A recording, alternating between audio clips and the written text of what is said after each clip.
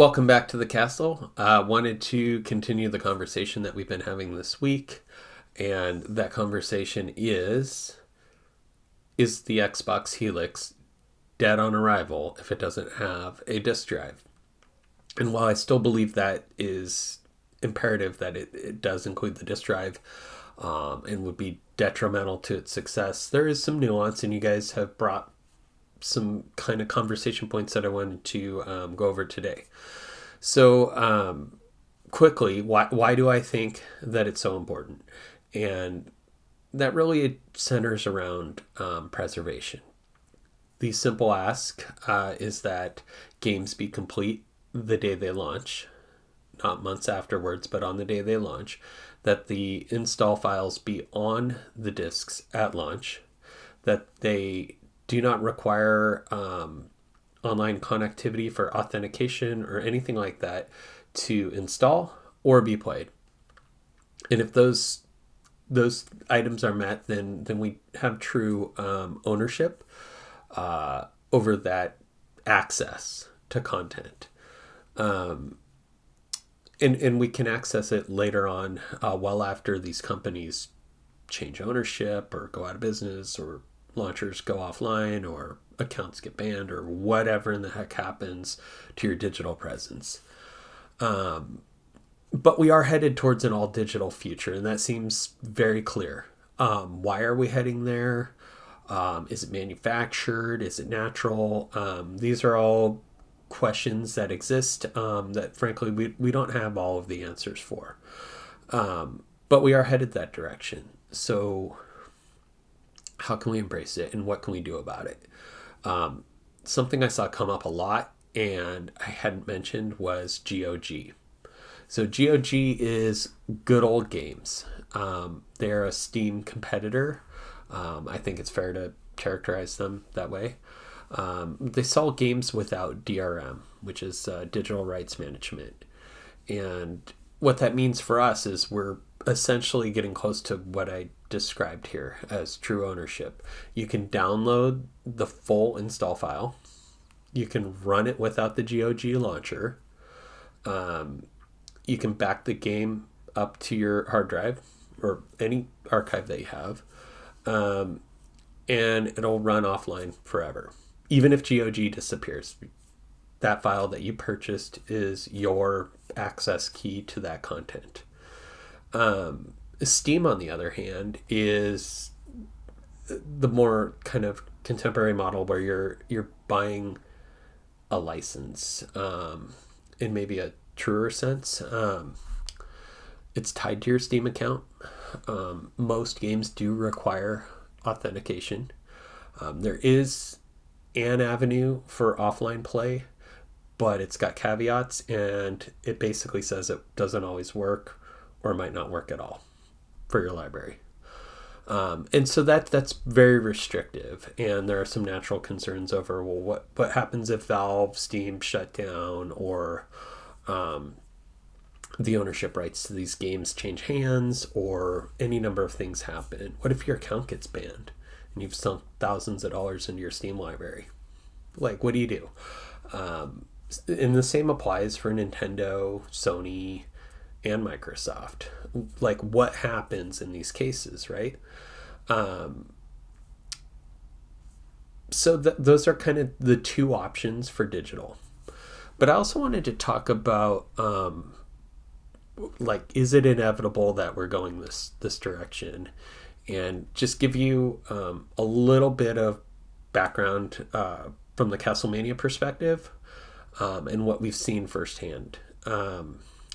Several years ago, we were offering new games, modern games, that were launching day and date with, all the major retailers.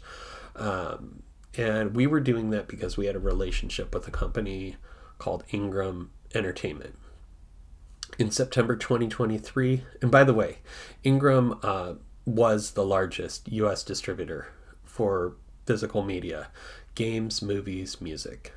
They sold to Castlemania Games. They sold to Best Buy, Walmart, all of the store, Target, like anywhere where you bought your games, they came from Ingram.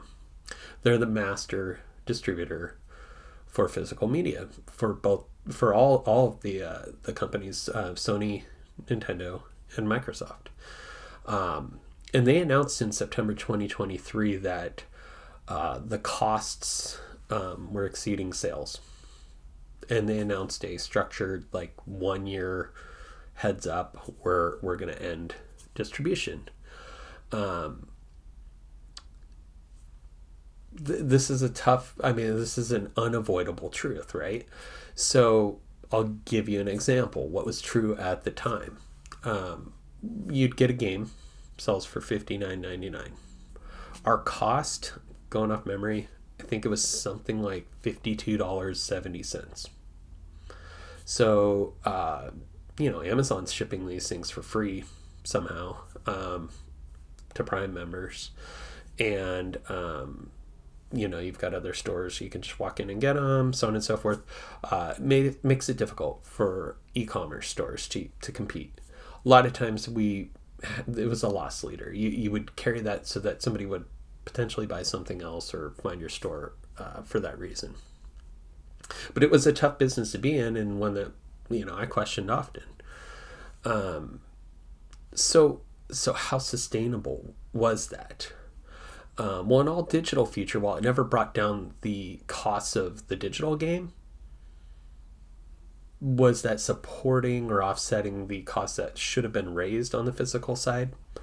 That's a theoretical argument. Games were costing $60 in the 90s.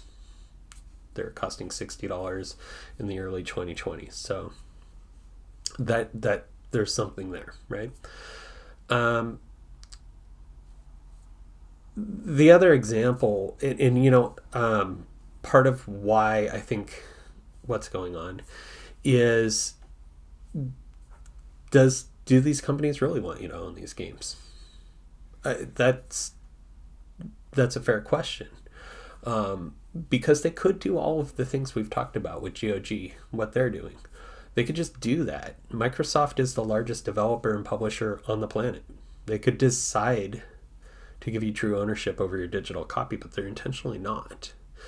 And are they artificially making it difficult to release your game physically?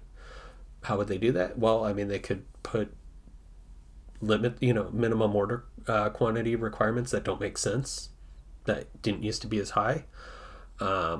Common knowledge is that their MOQ is something like 10,000 and Sony's was something like 3,000. So what's the deal there? And that's why, by the way, companies like Limited Run would start out with just PlayStation. It's because they were more friendly to the physical publishing of games. So that's just an example and some of the things we've seen.